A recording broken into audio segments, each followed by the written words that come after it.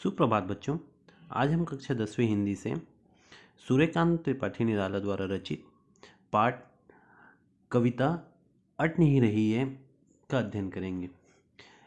सूर्यकांत त्रिपाठी निराला जी ने यह कविता अट नहीं रही को फागुन के संदर्भ में, बसंत ऋतु में जब फागुन का आगमन होता है तो किस तरह प्रकृति में चारों ओर सुंदरता और सौंदर्यता का आभास होने लगता है, या प्रकृति में बसंत ऋतु का जो वातावरण होता है, बसंत ऋतु की जो सुंदरता है, मादकता है, वे प्रकृति में समा नहीं पा रही है। उसकी सुंदरता इतनी अधिक व्यापक हो गई है कि वे प्रकृति में समा नहीं पा रही है।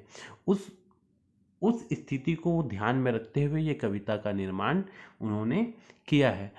तो शीर्षक इसका अट नहीं रही है का अर्थ है कि समा नहीं पा रही है। अट का अर्थ होता है समाना। समाना अर्थात मतलब जो वो सुंदरता है प्रकृति में, जो फागुन महीने, फागुन मास का जो सुंदरता है, फागुन मास जो कि बसंत ऋतु का आगमन का महीना है, उसकी जो सुंदरता होती है। आप सब भी जानते हैं कि बसंत ऋतु को ऋतुराज भी कहा जाता है, ऋतुओं का राजा कहा जाता है। क्यों?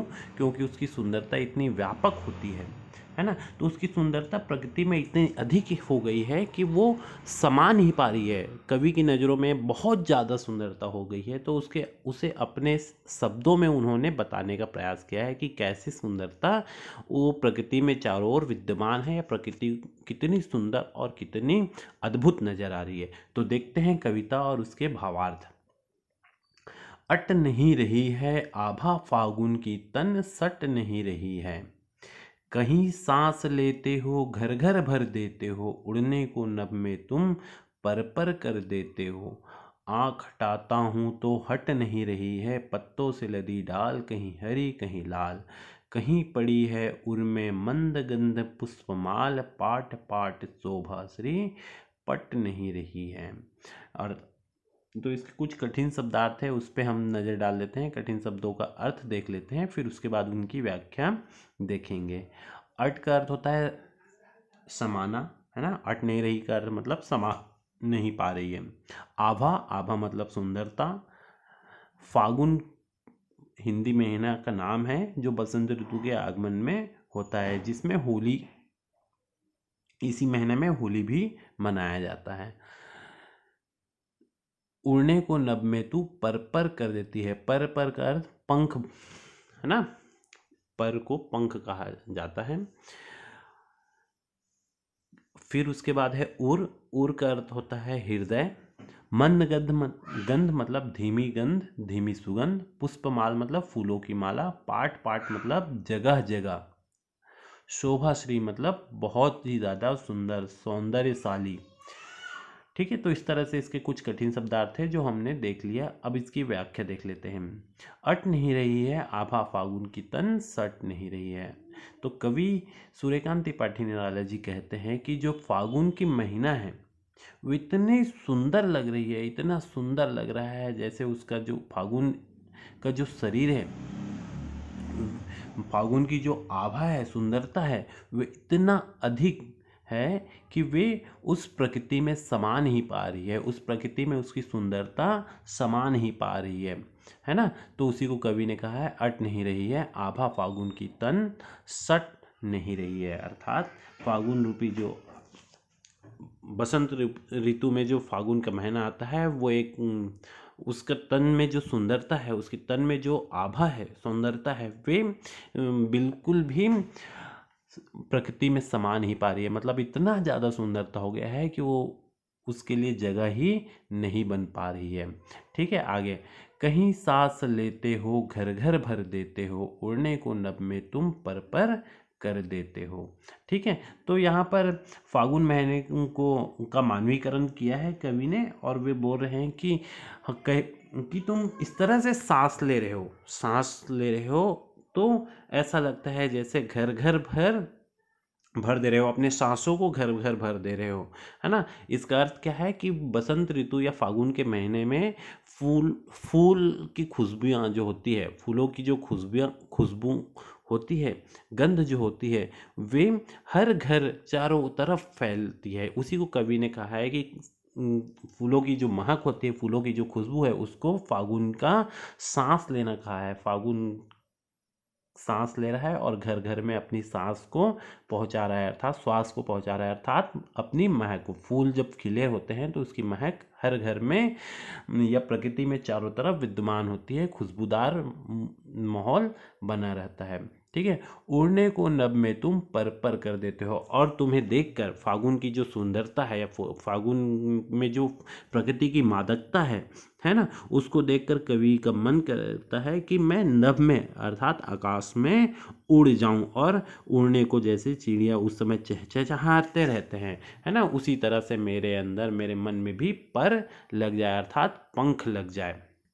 समझ में आया कि कवि यहाँ पर कहना चाह रहे हैं कि तुम्हारी सुंदरता इतना अधिक है, फागुन का महीने की सुंदरता इतना अधिक है कि मन इतना उतावला हो जा रहा है, मन आकाश में उड़ने को, है ना, ऐसा लगता है जैसे तुम्हारी सुंदरता को देखकर मेरे ऊपर भी पंख आ गए हैं और मैं आकाश में उड़ना चाह रहा हूँ, है ना, आकाश में उड़ रहा हूँ। ठीक है। आँख हटाता हूँ तो हट नहीं रही है। ठीक है। और कवि बोल रहे हैं कि तुम्हारी सुंदरता इतनी अधिक सौंदर्यशाली है, इतनी अधिक है, तुम्हारी मादकता इतनी अधिक है कि मैं चाहकर भी उस तुम्हारी सुंदरता पर तुम्हारी सुंदरता से आँख को हटाना चाहता हूँ तो वो हट भी नहीं पा रही है। मतलब तुम्हारी सुंदरता से मैं अपना नज़र फेर नहीं पा रहा हूँ, इतनी ज़्यादा तुम्हारी सुंदरता है। किसकी सुंदरता? प्रकृति की। कौन से महीने में? फागुन के महीने में। कौन से ऋतु में आती है फागुन के महीने? बसंत ऋतु में। समझ में आया है ना? तो बसंत ऋतु की जो सुंदरता है, फागुन के महीने की जो सुंदरता है, कवि को इतना मन भावन लगता है कि वे उस पे चाहकर भी अपनी आंख या नज़र को नहीं हटा पा रहा है। ठीक है। आगे कवि कह रहे हैं, पत्तों से लदी डाल, कहीं हरी कहीं लाल, कहीं पड़ी है उर्मे मंद गंध पुष्प माल। ठीक है। आगे उन्होंने प्रकृति का और वर्णन किया है कि किस तरह से फागुन के महीने में प्रकृति रहती है। तो बसंत ऋतु क्या होता है कि उस समय पेड़ों में नए नए पत्ते लदने लगते हैं, नए नए पत्ते आने लगते हैं। तो उसी को कवि ने कहा है कि चारों तरफ देखोगे तो हर डाल में पत्ते लद चुके हैं, अर्थात पत्ते आ चुके हैं। कहीं पर हरे पत्ते आ गए हैं, कहीं लाल लाल पत्ते भी होते हैं ना, जो नए नए पत्ते निकलते हैं वो लालिमा होती है। तो उसी को कवि ने कहा है कि कहीं कहीं तो हरे पत्ते हो गए हैं और कहीं कहीं लाल पत्तों से तुम्हारी डाल लद चुकी है ना। प्रकृति में चारों तरफ से जितने भी पेड़ पौधे हैं उसमें पत्ते आ चुके हैं। कहीं पड़ी है उर्मे मंद गंध पुष्पमाल, और ऐसा लगता है ना, तो उन पत्तों पे फूल भी लग गए हैं, और फूल लग गए हैं तो उसकी धीमी धीमी जो सुगंध है वे ऐसा लग रहा है जैसे उन पेड़ों में फूलों की माला है, और उन फूलों की माला से मंद गंध अर्थात धीमी धीमी जो सुगंध है उसको तुम बिखेर रहे हो, है ना। तुम्हारे हृदय में फागुन का हृदय कहा गया है पे, है ना। ऐसा लग रहा है जैसे तो फागुन का महीना का जो हृदय है उसमें एक फूलों की माला पड़ी हुई है और वे अपनी महक धीमी धीमी बिखेर रही है। अर्थात यहाँ पर क्या कहा गया है, प्रकृति मतलब पेड़ों में उस समय फूल आ जाते हैं, जो कवि उसकी कल्पना फूलों की माला से की है, और उसकी जो महक है उसको मंदगंध बताया गया है। पाट पाट शोभा श्री पट नहीं रही है। और अंत में उन्होंने कहा है पाट पाट मतलब हर जगह जगह जगह शोभा श्री मतलब सौंदर्यशाली, सुंदरता को बिखेरने वाले। तो जगह जगह ऐसा लग रहा है, मतलब फागुन का महीना इस तरह से प्रतीत हो रहा है, जगह जगह सुंदर ही सुंदर, सौंदर्य सौंदर्य, शोभा श्री, है ना, सुंदरता ही सुंदरता दिख रही है। प्रकृति हर जगह खुशनुमा लग रही है, पट नहीं रही है अर्थात समा नहीं पा रही है। पट नहीं रही का अर्थ भी यहाँ पर समा नहीं पा रही है। ठीक है। तो इतनी ज़्यादा सुंदरता है, जगह जगह सुंदरता विद्यमान है, और इतना ज़्यादा सौंदर्यशाली है प्रकृति फागुन के महीने में कि उसकी सुंदरता प्रकृति में समा भी नहीं पा रही है, बहुत ज़्यादा व्यापक सुंदरता हो गई है। तो इस तरह से कवि ने फागुन के महीने का एक बहुत ही सुंदर तरीके से वर्णन किया है, जिसको उन्होंने मानवीकरण अलंकार के माध्यम से बताने का प्रयास किया है, और वे अपने कल्पना के माध्यम से फागुन की सुंदरता जो बसंत ऋतु में आती है उसकी सुंदरता का वर्णन किया है। तो इस तरह से ये अट नहीं रही कविता आप सबको समझ में आया होगा, और इसे अच्छे से पढ़िए और अपने नोटबुक पे कंप्लीट कीजिए। धन्यवाद।